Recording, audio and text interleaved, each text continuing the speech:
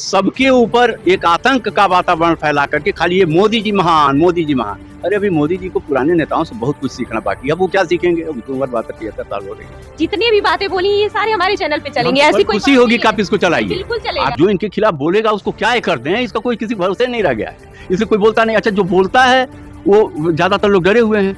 बहुत कम लोग हैं जो नहीं डर रहे हैं, लेकिन उनकी बात अगर वो बोले भी तो कौन सा, पता नहीं आप कैसे हमारा इंटरव्यू लेने के लिए आ गए, आपको किसने सजेस्ट कर दिया? सर मुझे किसी ने सजेस्ट नहीं किया है। प्रेस पूरा का पूरा केवल मोदी जी कर रहा है। मोदी जी क्या अनर्थ कर रहे हैं उसके बारे में तो कहीं कुछ आता ही नहीं। न तो कोई अखबार लिखने के लिए तैयार है, न कोई टीवी चैनल बोलने के लिए तैयार है। एक एनडीटीवी कुछ बोल रहा था तो उसको अडानी जी ने खरीद लिया। जितना total number of EVM manufacture हुआ है वो पूरा इलेक्शन कमीशन के पास नहीं है। उसका कुछ हिस्सा इलेक्शन कमीशन के पास है, कुछ हिस्से का पता ही नहीं है कहाँ। तो जो बड़े बड़े बंदरगाह हैं सब दिए जा रहे हैं। सब क्यों पब्लिक सेक्टर से प्राइवेट सेक्टर में सब कुछ दिया जा रहा है? क्या बहुत अच्छा मैनेजमेंट वो लोग करते हैं इसलिए कि उनकी वेल्थ बढ़ाई जाए। आखिर अडानी के बारे में क्या हुआ? इंटरनेशनल मार्केट में तेल का दाम अगर घटेगा तो भी इनका तेल का दाम 100 के ही आर पार रहेगा। कि आप खाली अपने विरोधियों के खिलाफ एक कार्रवाई कर रहे हैं, आप अपनी पार्टी के किसी आदमी के खिलाफ छापे नहीं डाल रहे हैं। शुभेंदु अधिकारी को देखिए, वो जो बंगाल वाले हैं, उनके ऊपर भी इन लोगों का आरोप था और वो आदमी जब फिर बीजेपी में आ गया तो बीजेपी का नेता है।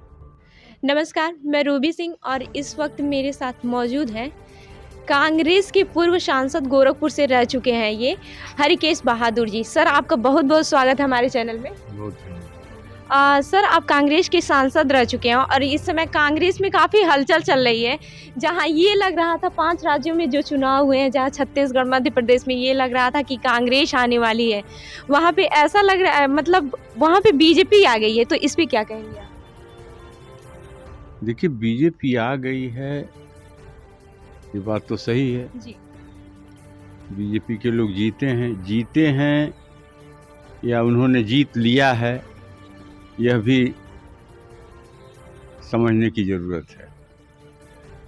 प्रधानमंत्री ने चुनाव का जब प्रचार का काम चल रहा था उसी समय उन्होंने एक घोषणा की कि ये जो अनाज योजना है 5 किलो अनाज देने वाली, ये 5 वर्षों तक और दी जाएगी। पहली बात तो ये है कि जब चुनाव का नोटिफिकेशन हो चुका था तो कम से कम प्रधानमंत्री को इस तरह की कोई घोषणा उस पीरियड में नहीं करनी चाहिए। लेकिन खैर उन सब चीज़ों से कोई मतलब नहीं रहा, क्योंकि इलेक्शन कमीशन बहुत सारी चीज़ों पर बिल्कुल ध्यान नहीं देता है। प्रधानमंत्री कुछ भी बोलते हैं, उनकी बातों के बारे में अगर कुछ चुनाव आयोग से कहा भी जाता है तो चुनाव आयोग उसके नोटिस नहीं लेता। अगर दूसरे लोग कुछ बोल देते हैं तो तुरंत चुनाव आयोग की नोटिस उनको मिल जाती है। ऐसी घटनाएं भी हुई हैं। ऐसा क्यों लग रहा है सर आपको? चुनाव आयोग की कार्यप्रणाली ऐसी है। चुनाव आयोग की जो निष्पक्षता है वो एकदम संदिग्ध हो गई है। लोगों का बहुत भरोसा भी इस चुनाव आयोग पर नहीं है। ऐसे बहुत सारे कॉन्स्टिट्यूशनल ऑर्गेनाइजेशंस हैं जिनकी स्थिति इतनी कमज़ोर बना दी गई है कि ऐसा लग ही नहीं रहा है। इसी चुनाव आयोग में पहले टीएन सेशन हुआ करते थे। मैं अच्छी तरह से जानता हूं कि उनकी कार्यप्रणाली से सरकार को कई बार बहुत परेशानी महसूस होती थी, लेकिन वो हिचकते नहीं थे। उनको जो करना रहता था वो करते थे। उसके बाद 1-2 लोगों ने और अपने उत्तरदायित्व का ठीक तरीके से निर्वहन करने की कोशिश की है, ऐसा नहीं है, लेकिन वो तो खैर एक अद्वितीय उदाहरण के रूप में है। सर आपको क्या लगता है जो 2024 का चुनाव आने वाला है, जो 3 राज्यों में कांग्रेस हार गई है, तो इसका असर उस पर पड़ने वाला है कि नहीं? उसका असर कुछ तो ज़रूर पड़ेगा, ऐसा नहीं है, लेकिन जितना पड़ना चाहिए इसलिए नहीं पड़ेगा क्योंकि जो चुनाव ये लोग जीते हैं, उस चुनाव जीतने के बारे में अभी बहुत सारे लोगों के मन में तरह तरह के संदेह हैं। ऐसे कई लोग काफ़ी कुछ बोल चुके हैं जिन्होंने ईवीएम पर भी सवाल उठाए हैं, प्रधानमंत्री की इन घोषणाओं पर भी सवाल उठाए हैं। इसके अलावा ये जो हमारे गरीब तबके की बहुत सी महिलाएं हैं, उनके भी वोट के बारे में ये बात लोगों के दिमाग में है कि ये वोट। सर ये ईवीएम में मतलब क्या लगता है कि हमेशा ईवीएम पे ही कांग्रेस वाले अपना ठीकरा फोड़ते हैं? ये गलत बात है। कांग्रेस वाले ही नहीं, देखिए ईवीएम के बारे में इनके पार्टी के एक नेता रहे हैं नरसिम्हा, BL नरसिम्हा या क्या उनका नाम था, उन्होंने पूरी एक किताब लिखी है, और उन्होंने ईवीएम के बहुत उसमें आलोचना की है। उसमें अडवाणी जी ने उसकी भूमिका प्रीफेस वगैरह कुछ लिखा है, अडवाणी जी ने भी उस पर सवाल उठाए हुए हैं।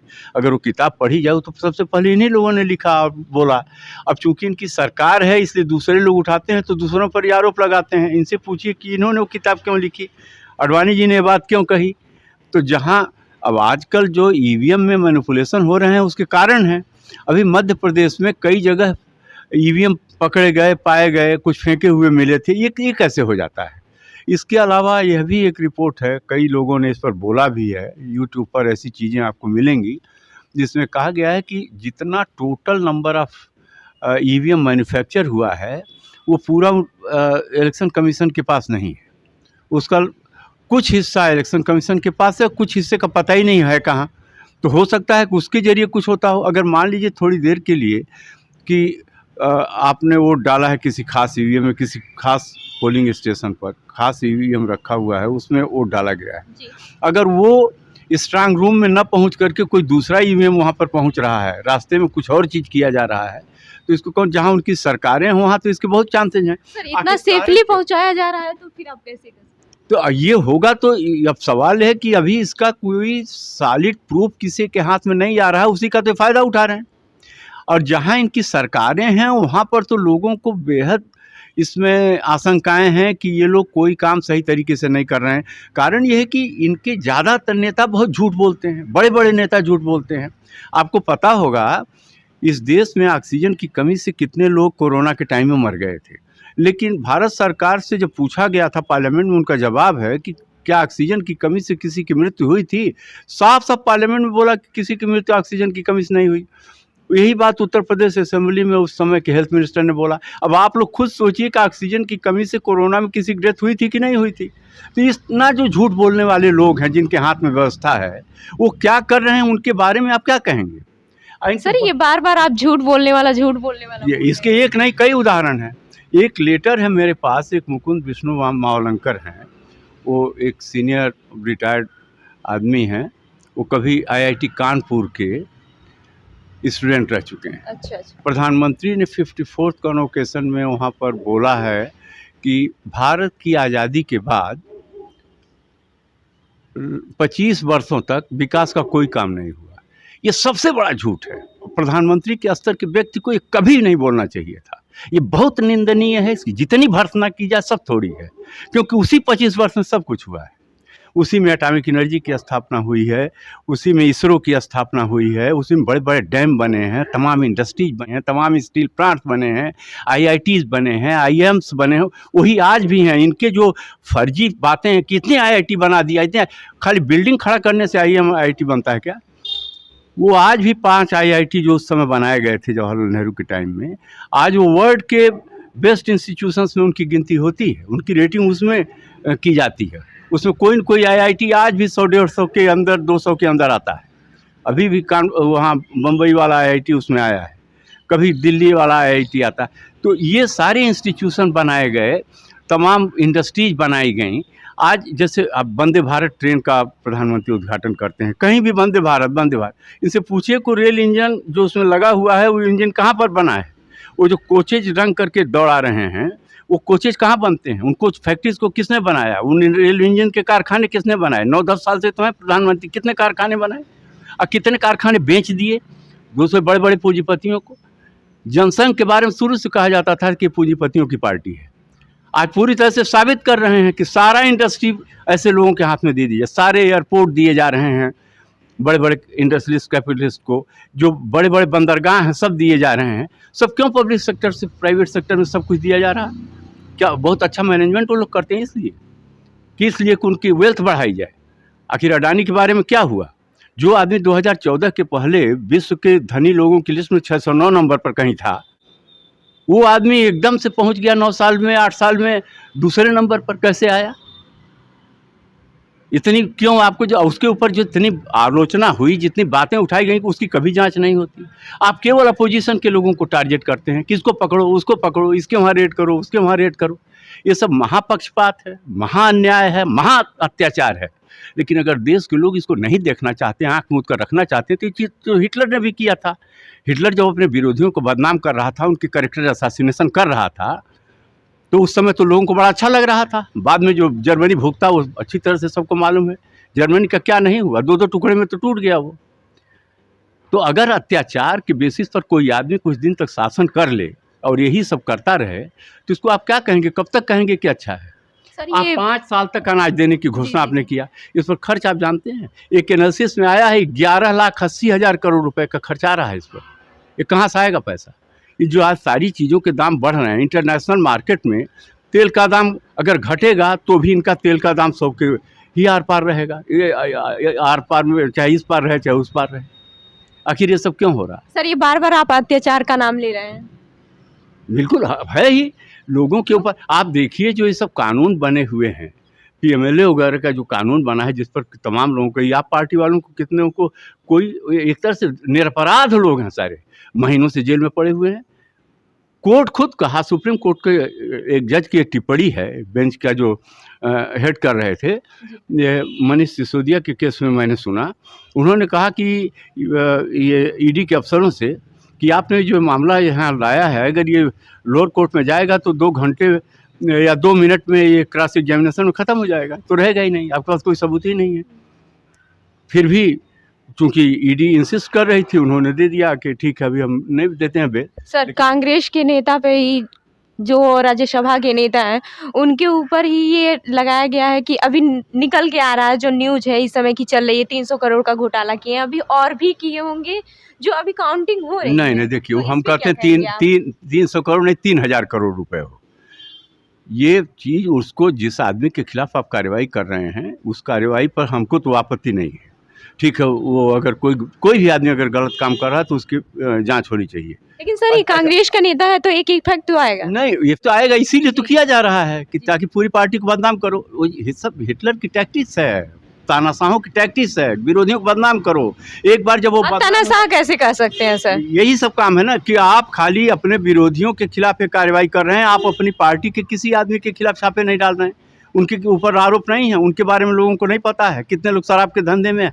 आपको पता है 2022 के चुनाव के पहले उत्तर प्रदेश में एक जैन के वहाँ कन्नौज में, जिसका व्यापार था इत्र वगैरह का, एक उसके ऊपर कुछ रेड वगैरह हुई, वो उसके करोड़ों रुपए की बात आई कि इसके पास करोड़ों रुपए है, कहाँ दीवार में छिपाया है, कहाँ का। कुछ ही दिन के बाद वो बताया अखिलेश यादव ने कि वो जैन जो था वो बीजेपी से कनेक्टेड था। हफ्ते भर के अंदर उसके केस का कहीं कुछ पता ही नहीं चला कि कहाँ हुआ, क्योंकि ये लोग ये समझ के किए थे कि ये जैन जो है सपा से कनेक्टेड है। जब उनको पता चला कि तो बीजेपी से सर आपने ये कहा कि ये सपा से कनेक्टेड है, उनको ये लगा था। हाँ। लेकिन मतलब जो नेता लोग हैं उनको ये तो पता होगा हमारे पार्टी के कौन से आदमी है कौन से नहीं, उनको बाद में कैसे पता चला? नहीं है, ये कभी भी किसी को नहीं पता होगा। जैसे मान लीजिए कि आप हमारी पार्टी की नेता हैं किसी लेवल पर, आप क्या क्या काम कर रही हैं, कहाँ पर क्या आपका है, सारी चीज़ों की जानकारी लोगों के पास कहाँ होगी। लेकिन सवाल ये नहीं है, कांग्रेस ने ये तो नहीं कहा कि इसके खिलाफ जांच मत कीजिए। कांग्रेस आपने ये कहा कि हफ्ते भर के बाद जब पता चला कि हमारा ही आदमी है, यानी कि बीजेपी का, आपने ये कहा खत्म हो गया। हालांकि पहले भी तो उनको पता होगा कि हमारा ही आदमी है। वही तो गलती हो गई ना। कई बार ऐसा वो उसी नाम का कोई दूसरा आदमी भी था जो कि सपा से कनेक्टेड था, तो ये समझ करके कि ये सपा वाला है, वहाँ पर रेड पड़ी थी। बाद में वो पता चला कि नहीं तो बीजेपी से कनेक्टेड है, बाद में उसका मामला सब खत्म हो गया। अरे आप इस बार क्यों जाती हैं, उसको छोड़िए। जिन लोगों के खिलाफ इन लोगों ने किताबें बुकलेट छाप करके सीबीआई ईडी की इंक्वायरी की डिमांड की हुई है, जैसे वो आपके आसाम के जो इस समय मुख्यमंत्री हैं, वो जब कांग्रेस में थे तो उनके खिलाफ यही लोग मांग कर रहे थे कि उनकी जांच होनी चाहिए। लेकिन जब वो इस पार्टी में आ गए बीजेपी में, तो अब देखिए वहाँ पर मुख्यमंत्री हैं। शुभेंदु अधिकारी को देखिए आप, वो जो बंगाल वाले हैं, उनके ऊपर भी इन लोगों का आरोप था। और वो आदमी जब फिर बीजेपी में आ गया तो आज बीजेपी का नेता है। प्रधानमंत्री मध्य प्रदेश में बोल रहे थे एनसीपी के बारे में कि सबसे भ्रष्ट पार्टी, और 70,000 करोड़ रुपए घोटाला, क्या क्या बोले। 3 ही 4 दिन के बाद वो अजीत पवार ज्वाइन कर लिया बीजेपी, और देखिए वो तुरंत फाइनेंस मिनिस्टर बना दिया गया। फाइनेंस मिनिस्टर बन गया, और कई लोग और भी आए, वो भी मंत्री बने, और कहीं जांच न करी। ये क्या है, इसको आप कैसे एक्सप्लेन करेंगे? इसका इसको मैं क्यों एक्सप्लेन करें, इसको पार्टी एक्सप्लेन। आपका मतलब हिंदुस्तान की जनता इसको कैसे समझना चाहती है? ये ईमानदारी का काम है, ये अत्याचार नहीं, अन्याय नहीं तो क्या है, ये भ्रष्टाचार नहीं तो क्या है, ये व्हाट इज दिस? आप किसी को ये तो जनता बताएगी, पार्टियां बताएंगी। वो ठीक है, जी। तो हम जो बात कर रहे हैं वो हमारी बात आपसे इसीलिए कर रहा हूँ कि आप जनता तक पहुंचाइए। जनता आंख मूंद करके अगर वोट इनको दे करके इस देश को बर्बाद करवाना चाहती है तो करे भाई, वो तो हम रोक तो नहीं पाएंगे। हम तो खाली जनता से समझा सकते हैं, कह सकते हैं कि ये लोग गलत लोग हैं, गलत काम कर रहे हैं, इनको सत्ता से हटाओ, ये तो हम कहेंगे। जी जी। ये बताइए सर, जो 2024 का चुनाव आने वाला है, इसमें कांग्रेस पार्टी का क्या मुद्दा लेकर आने वाली है, वो लड़ने वाली है? जैसे कि हर बार एक मुद्दा होता है। बहुत सारी बात है। ये सबसे पहले तो यही कहा जाएगा कि जो भ्रष्टाचार के आरोप लगा रहे हैं दूसरे पार्टियों पर, इनकी जांच की जाए। ये लोग और ज़्यादा भ्रष्टाचार कर रहे हैं, क्योंकि इनके लोगों के ऊपर जो भ्रष्टाचार के आरोप हैं इसकी ये जांच नहीं कर रहे हैं। तो एक तो हम जो भी पार्टी आएगी, हम सब लोग चाहेंगे कि वो पार्टी इन लोगों की भी जांच करे। ठीक है, दूसरे लोग अगर भ्रष्ट हैं उनकी जांच करो, उनको जेल में डालो, उनके खिलाफ कार्रवाई करो, कोई आपत्ति नहीं है। लेकिन अपने लोगों को दूध का धुला हुआ क्यों बता रहे हो, जबकि तुम्हें पता है कि ये लोग गड़बड़ी किए हैं? सबसे बड़ा केस तो एनसीपी का अजीत पवार वाला केस है, जो आकर के इनके पास आया, अभी रिसेंट है एकदम, बिल्कुल तत्काल। उनकी भी जांच करो। और भी जो देश की संवैधानिक संस्थाओं को कमज़ोर कर रहे हो। अभी देखिए, जो इलेक्शन कमिश्नर्स का स्टेटस था वो सुप्रीम कोर्ट के जजेज के बराबर था, उसको घटा करके कैबिनेट सेक्रेटरी के बराबर किया। क्यों किया? हालत यह है कि पहले इलेक्शन कमीशन जब बुलाता था तो सरकार का बड़ा से बड़ा सेक्रेटरी वहाँ पर जाता था, होम सेक्रेटरी और सब बुलाए जाते थे वहाँ पर, उनसे डिस्कस करके तब ये कब चुनाव होना चाहिए, नहीं होना चाहिए किसी स्टेट में या देश का, सब चीज़ें वो लोग डिस्कस करते। अब तो सीधे के इलेक्शन कमीशन के मेंबरों को, जो कमिश्नर्स हैं, उनको गवर्नमेंट के लोग बुला ले रहे हैं, वो जा रहे हैं वहाँ पर इनसे मिलने के लिए। तो इलेक्शन कमीशन की क्या स्वतंत्रता रहेगी जब वो आपकी इतनी यह भी आज़ादी आप उनको नहीं दे रहे हैं, उनका स्टेटस घटा दे रहे हैं? ये सब क्यों कर रहे हैं आप? आखिर इस देश में लोकतंत्र बनाए रखने के लिए निष्पक्ष चुनाव होना जरूरी है कि नहीं है? अब सीएजी की स्थिति देखिए, सीएजी की कुछ रिपोर्ट आई, सरकार के बहुत सारे मामलों में सीएजी के अफसरों ने तमाम अफसरों का कुछ ही दिन के बाद ट्रांसफ़र कर दिया गया। सीएजी की अब किसी रिपोर्ट पर बात, पहले हुई सीएजी की रिपोर्ट को लेकर के कांग्रेस की सरकारों को कितना इन लोगों ने बदनाम किया। वो आपका वो रामदेव भी एक किया हुआ था एक आंदोलन, बाद में जब उसको किसी ने डरा दिया कि आज तो आप रात में गिरफ्तार कर लिए जाएंगे, तो महिलाओं का सलवार वगैरह पहन करके भागा। सर, विपक्ष का क्या मुद्दा हो सकता है 2024 चुनाव के लिए? जैसे आपने अपना तो मुद्दा बता दिया अपने पार्टी का, कांग्रेस का। विपक्ष का यही मुद्दा है कि देश की संवैधानिक संस्थाओं को कमजोर न किया जाए, उनकी जो स्वायत्तता है उसको कायम रखा जाए, संविधान में ऐसे परिवर्तन न किए जाएं जिससे कि लोकतंत्र कमज़ोर हो जाए और तानाशाही की व्यवस्था देश के अंदर कायम हो। क्योंकि लोगों को भय है कि ये लोग अगर फिर से आ जाएंगे तो इस देश के संविधान को ही बदलेंगे। प्रधानमंत्री के फाइनेंशियल एडवाइज़र ने एक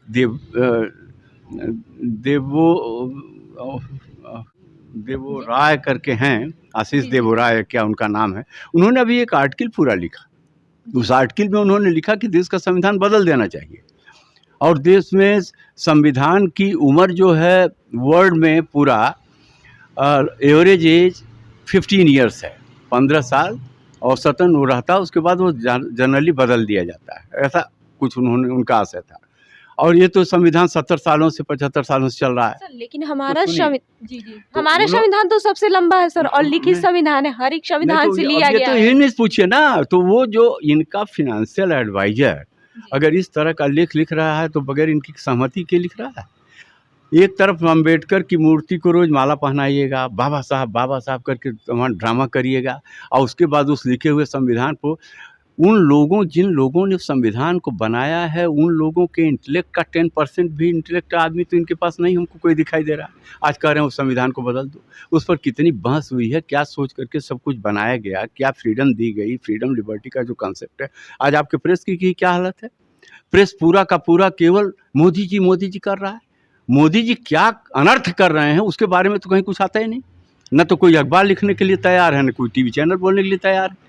एक एनडीटीवी कुछ बोल रहा था तो उसको अडानी जी ने खरीद लिया। अब लीजिए, अब उसमें तो तमाम पत्रकार छोड़ करके रिजाइन करके चले गए। बहुत सारे पत्रकार तो टीवी चैनल से ऐसा उनके ऊपर दबाव बनाया गया कि वो छोड़ करके भाग गए सब, या निकाल दिए गए। ये सब हुआ।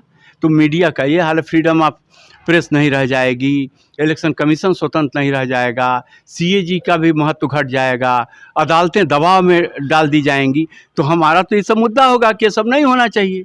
जो संवैधानिक व्यवस्थाएं पहले से चली आ रही थीं, जिनकी वजह से देश एक लोकतांत्रिक देश के रूप में चल रहा था, उसको कायम रखा जाए। आप ज़बरदस्ती किसी के खिलाफ किसी को पकड़ लीजिए, सालों जेल में रखे रहिए, ये सब जो हो रहा है क्या कोई लोकतांत्रिक तरीका है? ये सब अत्याचार है, कंप्लीट तानाशाही में ही सब होता है। केवल एक ही फ़र्क है कि हिटलर ने 68 लाख लोगों को मरवा दिया था, अभी इन्होंने इतनी बड़ी संख्या में लोगों को नहीं मरवा। क्या आपको क्या कहने का मतलब है कि लोगों को मरवा रहे हैं? ये भी अभी मरवा रहे हैं, नहीं मरवा रहे हैं, लेकिन वो कुछ ऐसी चीज़ें ज़रूर हैं जिनको लेकर के लोगों के मन में बहुत संदेह है। उस पर किताबें तक लिख दी गई। वो एक निरंजन टकले करके एक पत्रकार हैं, उन्होंने जस्टिस लोवा के बारे में जो किताब लिखी है, उसको पढ़ने के बाद तो ऐसा लगता है कि पता नहीं इस सरकार के लोग क्या कर रहे हैं, नहीं कर रहे हैं। अब कोई सबूत तो किसी के पास है नहीं कि कोई बात स्पष्ट रूप से कह सके। लेकिन अब जैसे जो हरेन पांड्या की वहाँ पर हत्या हुई थी, उसमें उनकी पत्नी ने ही जो बयान दिया था, उसी को आप उसी को फिर से एक बार रिकलेक्ट कर लीजिए। उन्होंने क्या बोला हुआ था? वो तो बाद में पार्टी भी छोड़ दी थी, वो तो कांग्रेस में आ गई थी, फिर उनको कैसे उन्होंने अपने साथ ले लिया है। तो क्या करते हैं नहीं करते हैं इसका कोई सबूत नहीं है, लेकिन लोगों में एक आतंक व्याप्त हो गया है कि पता नहीं क्या कर दें। जो इनके खिलाफ बोलेगा उसको क्या कर दें, इसका कोई किसी भरोसे नहीं रह गया है, इसलिए कोई बोलता नहीं। अच्छा, जो बोलता है वो ज़्यादातर लोग डरे हुए हैं, बहुत कम लोग हैं जो नहीं डर रहे हैं, लेकिन उनकी बात अगर वो बोलें भी तो कौन सा, पता नहीं आप कैसे हमारा इंटरव्यू लेने के लिए आ गए, आपको किसने सजेस्ट कर दिया? अब सर मुझे किसी ने सजेस्ट नहीं किया है, और हमारी बात तो आप दे भी नहीं पाएंगी। जितनी बात मैं कह रहा हूँ ये सब आप नहीं दे पाएंगी। ऐसी कोई बात नहीं है सर, हमारे चैनल पे ये सारी चीजें चलेंगी। और आपको मैं ये भी बता दे रहा हूँ कि अगर हम लोग कोई प्रेस कॉन्फ्रेंस कर देते हैं, कहीं कुछ बोल भी देते हैं, तो अखबारों में ठीक से छपता ही नहीं है। वो किसी 7वें 8वें पेज पर किसी कॉलम में थोड़ा सा छाप दिया जाता है। देखिए, आपने जितना भी इंटरव्यू दिया है, जितनी भी बातें बोली, ये सारे हमारे चैनल पे चलेंगे। ऐसी कोई खुशी होगी कि आप इसको चलाइए, बिल्कुल चलेगा, आप इसको चलाइए। और देखिए, हम लोग अच्छी तरह से इन सब चीज़ों को जान रहे हैं कि जो व्यवस्था चल रही है, ये सबके ऊपर एक आतंक का वातावरण फैला करके खाली ये मोदी जी महान, मोदी जी महान। अरे अभी मोदी जी को पुराने नेताओं से बहुत कुछ सीखना बाकी है। अब वो क्या सीखेंगे? उनकी उम्र 72-73 साल हो रही है, क्या सीखेंगे? उनको जो सीखना था वो सीख करके वो देश को सिखा रहे हैं। लेकिन सवाल इतना ही नहीं है, वो देश बर्बादी की तरफ ले जा रहे हैं। डेवलपमेंट का कोई काम, जो दिखावा है, सारा दिखावा कि अच्छा कुछ बिल्डिंग बना दो, कुछ सड़कें खड़ी कर दो, कुछ स्टेडियम बना दो। अब वो सरदार पटेल स्टेडियम जो था, उसको इन्होंने नरेंद्र मोदी स्टेडियम बना दिया। ये कहाँ तक उचित था? आप सरदार पटेल की उतनी बड़ी मूर्ति लगाए और वो उसके बाद उनके नाम के स्टेडियम को अपने नाम से कर रहे हैं, क्यों? अच्छा, सरदार पटेल का किसके नेता थे? इनके नेता थे। इनके पास कौन कौन फ्रीडम फाइटर थे? आज कांग्रेस के ही नेताओं को अपना बना करके और उसी को हाईलाइट करके अपना काम कर रहे हैं, जबकि ऐसा कुछ नहीं है। जो ये लोगों में भ्रम फैला रहे हैं, जो भी निर्णय उस समय होते थे, सरदार पटेल इतने महत्वपूर्ण व्यक्ति थे कांग्रेस के, उनको इग्नोर करके कोई निर्णय हो ही नहीं सकता था। उन सारी समितियों को सदस्य होते थे या उसके अध्यक्ष होते थे, उनकी सहमति से, चाहे जवाहरलाल नेहरू हो या कोई भी नेता उस समय का रहा हो। सरदार पटेल इतनी बड़ी पर्सनालिटी थे, उनको इग्नोर करके वो सरकार कोई फैसले ही नहीं कर सकती थी। और ये ऐसा बताते हैं जैसे सरदार पटेल को सब लोग इग्नोर कर दे रहे थे, उनका कोई महत्व ही नहीं था। ये महत्व ये कर रहे हैं, वो लोग नहीं कर रहे जी। तो ये आपने देखा कि ये गोरखपुर से कांग्रेस पार्टी के पूर्व सांसद हरिकेश बहादुर जी थे, और इन्होंने जो बीजेपी पे, जो विपक्ष पे इतना ज़्यादा जो उन पे कह सकते हैं क्वेश्चन मार्क किया है कि तानाशाह की सरकार है। तो आपको क्या लगता है, जो बीजेपी है या फिर जो विपक्ष है, वो तानाशाह की सरकार है जो अत्याचार कर रही है? हमें कमेंट करके ज़रूर बताइएगा। और ऐसे ही एक नए शख्सियत से मैं आपको बहुत जल्द मिलवाऊंगी। तब तक के लिए जुड़े रहिए हमारे साथ। धन्यवाद।